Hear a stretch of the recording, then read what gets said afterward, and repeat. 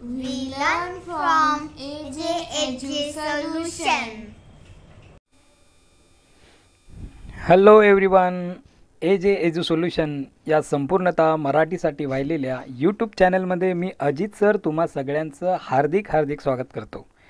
प्रिय विद्यार्थी मित्रांनो, आज आपण इयत्ता 10वीच्या रसग्रहण अर्थात परीक्षेत विचारला जाणारा प्रश्न असा असतो की खालील कवितेसंबंधी दिलेल्या मुद्द्यांच्या आधारे कृती सोडवा.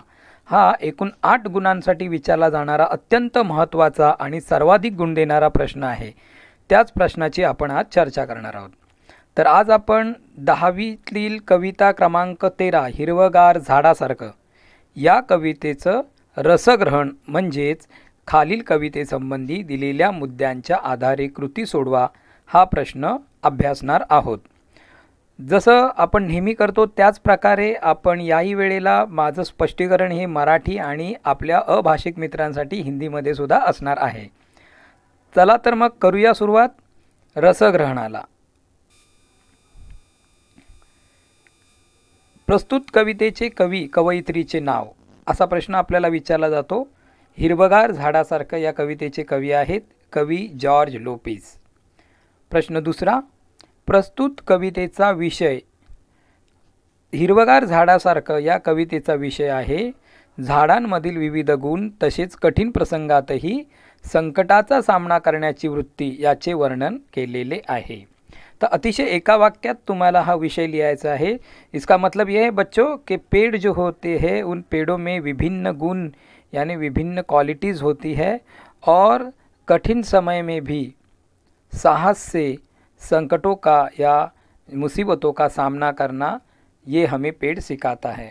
ऐसे इस कविता का विषय है. प्रश्न क्रमांक 3 तुम्हाला असा दिला जाईल की खालील ओळींचा सरळ अर्थ लिहा. मग कवितेतील कोणत्याही 3 ओळी असतील किंवा 2 असतील किंवा आशानुरूप जेवढ्या कवितेच्या ओळी घेतल्या जातील त्या 3 ते 4 ओळी घेतल्या जातील आणि मग त्याचा आपल्याला आपल्या शब्दामध्ये अर्थ लिहायचा असतो. ह्या आपण ओळी बघूया. पक्षी झाडाचे कुणीही नसतात तरीही झाड त्यांचं असतं. मुळावर घाव घातला तरी झाड मुकाट सहन करते. अर्थ, कवी जॉर्ज लोपेझ म्हणतात की पक्षी आणि झाड यांचे कोणतेही नाते नसते तरीही झाड त्यांना आपलेसे करतात. झाड तोडण्याकरता त्याच्या मुळांवर घाव घातला तरी ते तोडणाऱ्याला काहीही प्रतिकार न करता सारं काही निमूटपणे सहन करतात.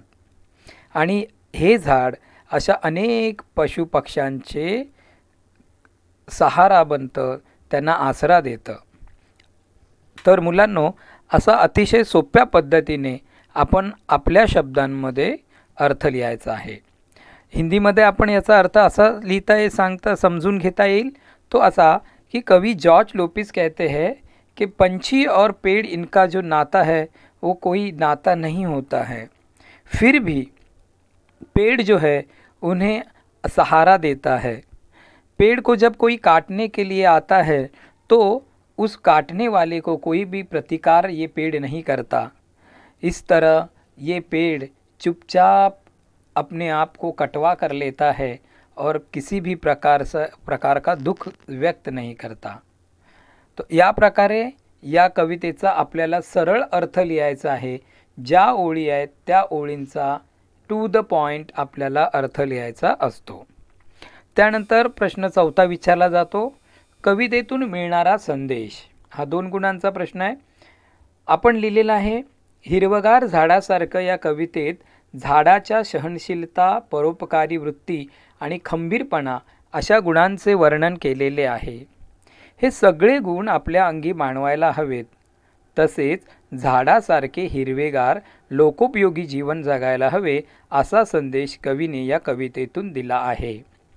इसका मतलब यह है छात्रों कि हमें ये कविता ये संदेश देती है कि हमें हमेशा उस पेड़ की तरह सहनशील होना चाहिए.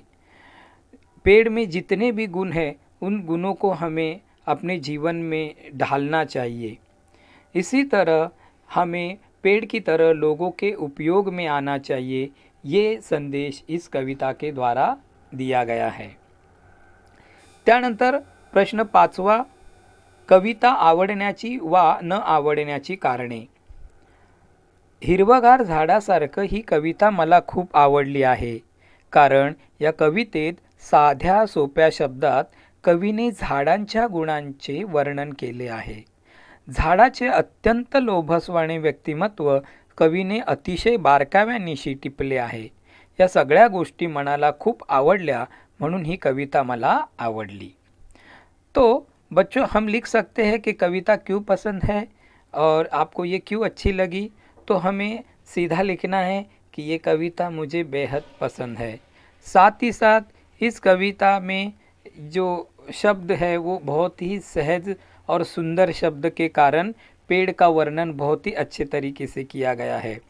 और इन शब्दों के द्वारा पेड़ का जो व्यक्तिमत्व है, उस व्यक्तिमत्व का हमारे जीवन में कितना अहम स्थान है, ये भी इस कविता के द्वारा समझ में आता है. कविता लयबद्ध है, तालबद्ध है और इसी कारण ये हमें बहुत पसंद आई. तो ऐसे कुछ कीवर्ड्स को यूज करके आप कविता जी आहे ती मला आवडली असं लिहू शकता. त्यानंतर आहे शेवटचा प्रश्न, तो म्हणजे खालील शब्दांचे अर्थ लिहा. कवितेमध्ये तुम्हाला काही शब्द दिले जातात, कवितेतीलच काही शब्द दिले जातात आणि त्या शब्दांचे आपल्याला समानार्थी शब्द लिहायचे असतात. पहिला आहे मुकाट म्हणजे शांत, दुसरा आहे मरगळ म्हणजे कंटाळा, तिसरा आहे तपश्चर्या म्हणजे तपस्या आणि चौथा आहे मुसाफिर म्हणजे प्रवासी. तर अशा प्रकारे एकूण 6 प्रश्न तुम्हाला विचारले जातील. त्यापैकी 5 प्रश्न आपल्याला सोडवायचे आहेत. म्हणजे पहिला दुसरा जर कंपल्सरी सोडवला तर बाकीची 3, असा एकूण 8 गुणांचा हा वार्षिक परीक्षेसाठी विचारला जाणारा प्रश्न आहे. आता बघूया विद्यार्थी मित्रांनो, याच्या पुढील भागामध्ये सुद्धा आपण दुसऱ्या कवितेचं रसग्रहण बघणार आहोत. नक्कीच तुम्हाला हा व्हिडिओ जर आवडला तर तुम्ही तुमच्या मित्रांना, मैत्रिणींना, नातेवाईकांना जरूर शेअर करा, लाईक करा आणि सबस्क्राईब करायला विसरू नका. धन्यवाद.